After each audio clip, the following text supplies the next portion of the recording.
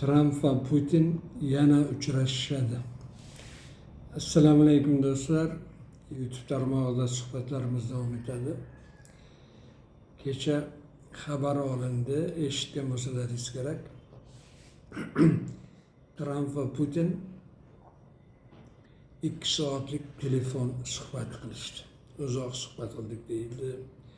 Trump har doimgidek yaxshi suhbat, foydali suhbat bo'ldi dedi. Putin uning taklifini qabul qilgan. Ular Vengriya poytaxti Budapeshtda uchrashishadi.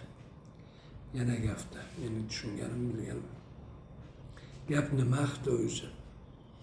Gap faqat Rossiya Ukraina urushi haqidami yoki boshqa masala ham bormi? Men boshqa masala ham bor deb o'ylayman. Gap bu yerda faqat Rossiya Ukraina urushi yoki Amerika Rossiya aloqalari haqida emas. Gap Xitoy bilan munosabatlar haqida ham ketyapti. Geopolitik kurash haqida ketyapti. Tramp shu kunlarda e'lon qildi, ya'ni Xitoy bilan iqtisodiy urush ichidamiz dedi. Urush boshlandi, iqtisodiy dedi. Endi albatta faqat bu iqtisodiy emas, siyosiy, geopolitik urush. Faqat Xitoy bilan emas, endi Rossiyaning o'zi bilan ham. Çünkü Trump aytyaptiki, Hindiston bilan kelishdik. Modi, Hindistonning bosh vaziri, Trumpning Rossiyadan neft sotib olish demak ishlarini to'xtatish haqidagi taklifini qabul qildi. Modi Trumpning bu talabini qabul qildi.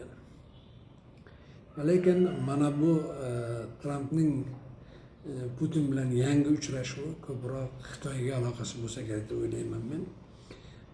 Trump yoki Amerika hukumati Xitoy bilan Rossiyaning orasini buzishga, Xitoy bilan Rossiyani bir-biridan ajratishga urinyapti.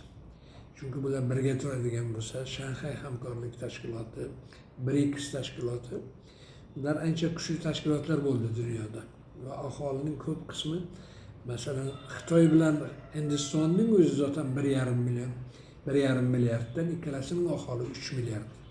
Dunyoda 8 milliard odam bor yani. Shuning uchun bu yerda keskin geopolitik kurash ketyapti deb o'ylayman. Endi Amerika Tomahawk raketalarini beradi degan ko'p gaplar aytildi, Ukrainaga beradi degan. Ukraina go'yo bu bilan hujum qiladi. Keyin aytildiki, yo'q, ko'p raketa berilmaydi, ozroq raketa beriladi deb.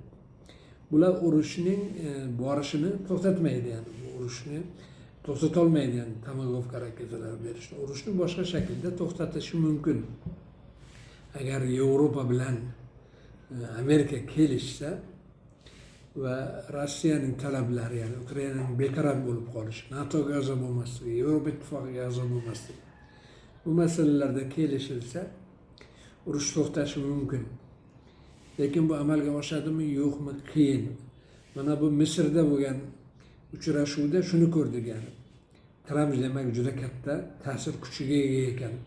Hatto Yevropa davlatlariga ham, chunki butun Yevropa davlatlari u yerga keldi rahbarlar. Eng katta rahbarlar, Germaniyaning Merz bosh vaziri, Fransiyaning prezidenti Macron, Angliyaning, Italiyaning bosh vaziri, juda ko'p katta davlat rahbarlari Misrga keldi. Nima uchun? Trumpning ta'siri bor ekanda ularning ustida. Agar Trump shu Yevropa bilan kelishadigan bo'lsa, bu masalada men aytgan shaklda, ya'ni Ukrainaning betaraf qolishi,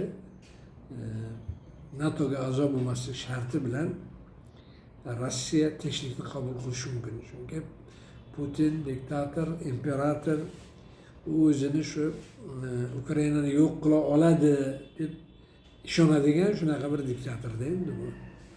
Lekin dunyoning ishlari, geopolitik ishlar, geopolitik siyosat faqatgina Putinga qarab qo'ygani yo'q, uning orzulariga qarab qo'ygani yo'q.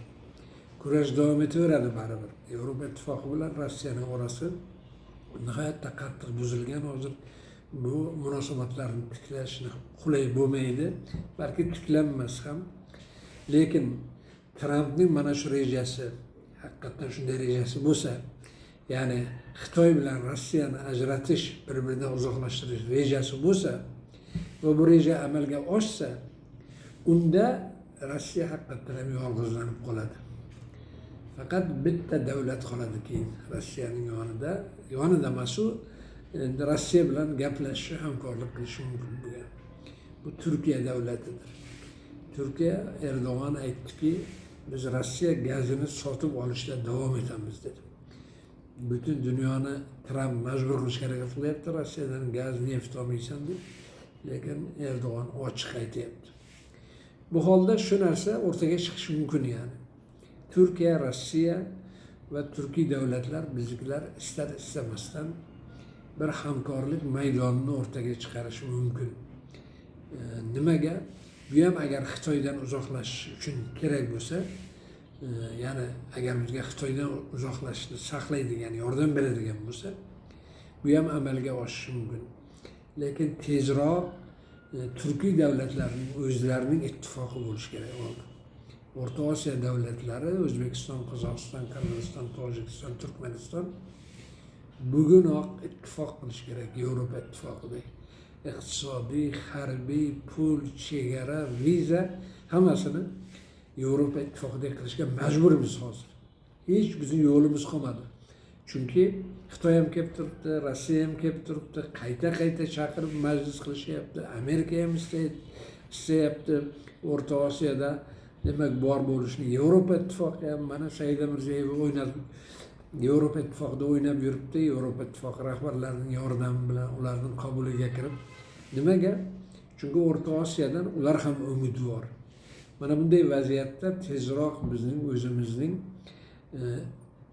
O'rta Osiyo ittifoqimiz bo'lishi kerak, Yevropa ittifoqida. Keyin Turkiya bilan bu ittifoq ham bo'lishi kerak yani.